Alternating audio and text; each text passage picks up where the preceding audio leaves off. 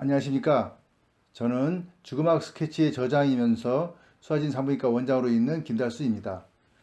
오늘은 언제 사람들은 죽음에 대해서 생각을 하나 하는 이야기와, 만약 내 자신의 여명이 60년 또는 6년 아니면 6개월이 남았다고 했을 때 어떻게 하여야 하고 어떻게 생각하는가에 대한 이야기를 좀 하려고 합니다. 언제 죽음을 생각하십니까? 제가 이렇게 질문을 했을 때 사람들은 이 또 질문에 대한 그 답을 하기가 매우 난감해 합니다. 평상시에 자주 생각할 수도 있고, 허구한 날 죽겠다 죽겠다 하는 소리도 할 수 있고, 또 그렇다고 꼭 죽는 건 아니지만 죽음에 대한 무서움도 있고, 그래서 이제 언제 생각하느냐 이렇게 막연하게 물어보는 것에 대해서는 많은 거부감도 있을 수 있고, 또는 난감해하는 그런 문제가 있다고 저는 봅니다. 그래서 오늘 이 이야기를 좀 하려고 합니다. 죽음을 거부하는 마음이라, 이렇게 이제 한번 대해서 알아보겠습니다. 평소에 죽음을 걱정하고 생각하는 경우는 매우 드뭅니다. 또한 죽음을 이야기하거나 죽음에 대하여 언급을 해도 주위에서 싫어합니다. 그래서인지 죽음학에 대한 깊은 내용이나 현실적으로 실제 도움이 되는 책이나 동영상은 잘 안 보고, 감성적으로 슬픈 이야기나 표현을 하는 거, 또 죽음을 이용한 신비하고 기적적인 이야기를 하여 이렇게 약간 사람들을 감성적으로 끌어들이는 그런 이야기에 관심을 많이 가집니다. 영생이나 사후세계 등의 영원 불멸이나 죽지 않는다는 내용이 들어가면 더 좋아하는 것도 저 많이 관찰할 수 있습니다. 일반적으로 사람은 다른 사람의 죽음, 또 공허하고 외로울 때, 또는 아플 때, 평소에 문득 이렇게 기타 등등의 순서로 죽음을 생각한다고 합니다. 또한 죽음하면 떠오르는 우리 연관어라 그러죠. 그건 두려움, 끝, 어두움, 외로움, 평온, 기타 등등. 이 기타 등등에는 땅, 하늘, 그러면 아니면은 귀신, 이런 거, 이제 여러 가지 이런 단어들이 떠오른다고 합니다.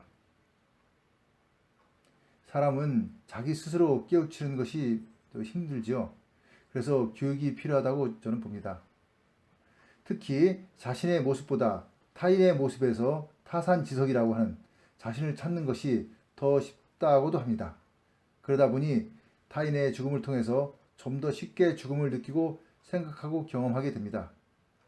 가까운 사람일수록 더 크게 느껴지죠.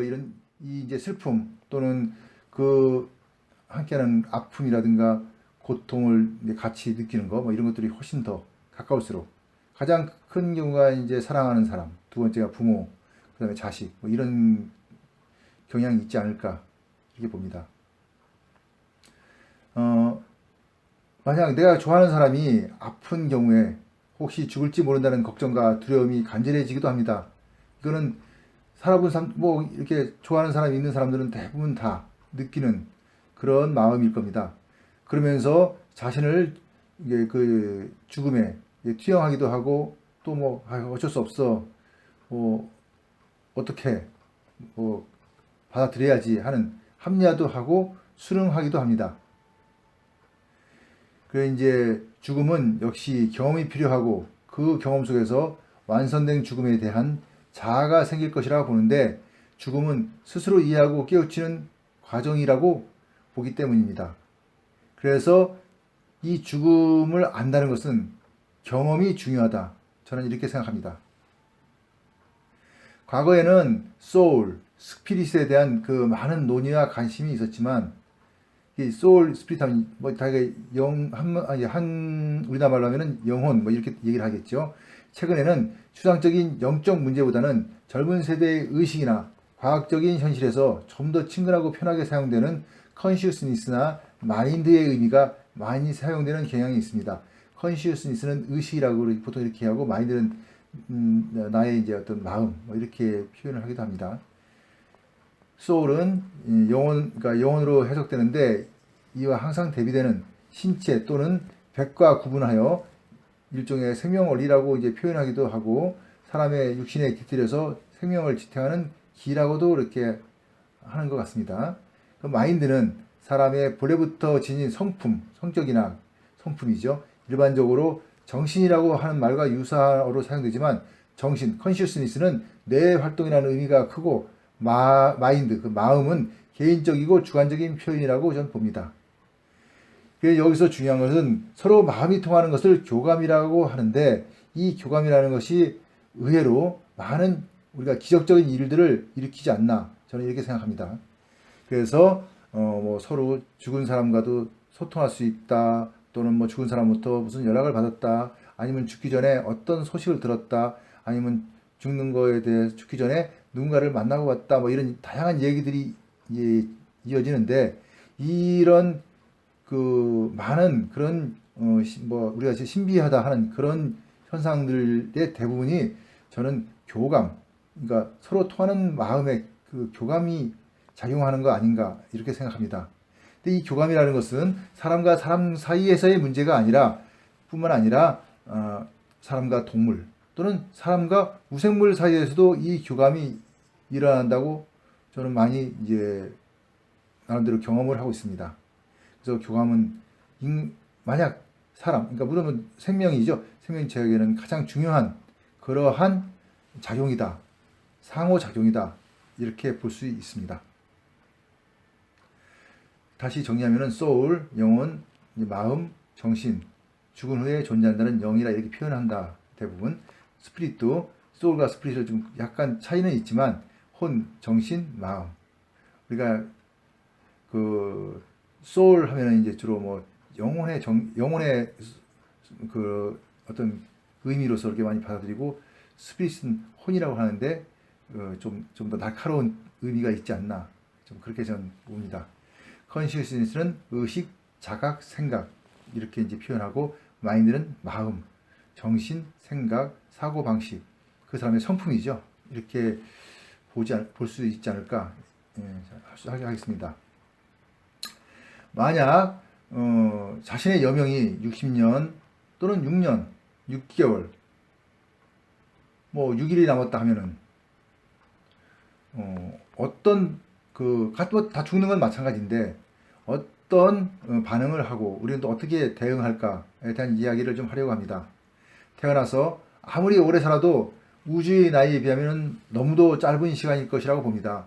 현재 과학적으로 최고 수명은 인간에게 있어서는 125세 정도로 추정됩니다. 즉 이 얘기는 125세가 넘는 사람이 아직 없었다는 얘기입니다. 현재 과학의 힘을 빌려서도 125세를 넘기는 사람은 없었다. 그래서 최고 수명을 이제 이렇게 한계가 있죠. 하지만 현실에서 우리는 뭐 이런 대부분 그러니까 쉽게 말해서 자연사를 한다 하면은 한 60년의 시간을 가진다고 저는 봅니다. 뭐 왜 그러냐면은 태어나서 교육기간 뭐 또한 나이 병이 들어서 뭐 정신이 없는 상황 뭐 이런 걸 빼고 나면 실제적으로 온전하게 우리가 정신을 가지고 나의 의지대로 살 수 있는 시간은 60년 이 정도 된다. 근데 이게 길다고 하고 아쉽다고 또 짧다고 하는 또 아쉽다고 하는 뭐 그러한 시간인데 이게 우리가 정상적인 성인으로 살아가는 그 시간이 이제 60년으로 보는 것입니다. 이 60년의 시간이 자신에게 주어진 매우 소중한 시간이고 자신만의 시간이기도 합니다. 우리는 이 60년을 어떻게 사용하냐에 따라서 그 사람의 삶에 대한 어떤 가치라든가 그 사람에 대한 충분한 진 면목을 볼 수 있지 않을까 저는 이렇게 생각을 하는데 만약 당신이 60년 시한부 인생입니다 하는 이야기를 들었을 때 대부분 사람들은 아마 비웃을 것입니다. 근데 당신은 6개월의 시한부 삶을 살 수 있습니다 하고 선고받았다면 엄청난 충격과 슬픔과 뭐 부정이 생길 수도 있다고 저 봅니다. 같은 시한부 인생은 마찬가지인데 왜 60년은 괜찮고 6개월은 이렇게 서로 다른 그런 반응을 할까요? 이는 삶이라는 것이 상대적인 가치와 절대적인 가치 사이에서 충돌을 일으키기 때문에 발생하는 현상이라고 보는데, 우리의 의식에서 느끼는 죽음이라는 것을 이렇게 피하고 싶어 하는 그런 내면의 거부 반응에서 생기는 그 괴리라고 저는 봅니다. 즉, 그 시간의 상대적인 괴리이죠. 짧고 기냐에 따라서 당장 나한테 오지 않을 거라 하는 생각, 또는 당장 나한테 닥칠 거라 하는 생각, 이 문제가 이 두 60년과 6개월의 시한부 삶에서 큰 차이를 보인다고 할 수 있습니다. 주어진 삶에 대한 가치는 사람에 따라서 다르고, 또 주어진 환경에 많은 영향을 받지만 이 또한 교육에 의해서 더 많은 변화와 선택이 이루어진다고 봅니다. 특히 죽음학을 이해하는 사람이라면 이런 삶의 가치에 대한 다양한 선택과 판단을 좀 더 쉽게 내리게 하여서 불필요한 시행착오를 이제 줄여주고, 또 죽음에 대한 준비 과정도 신속하게 하여 줄 것이라고 보는데, 분명한 이런 차이는 죽음 앞에서도 확연한 결과로 나타날 것입니다. 정의가 된 죽음은 평온과 행복이 있고 그동안 살아온 삶에 대한 축복과 만족이 있을 것이지만, 준비 없는 죽음은 한탄과 분노와 아쉬움 속에서도 많은 걱정을 가지고, 아쉬움 속에서 한을 가지고 죽을 것이라고 보는데,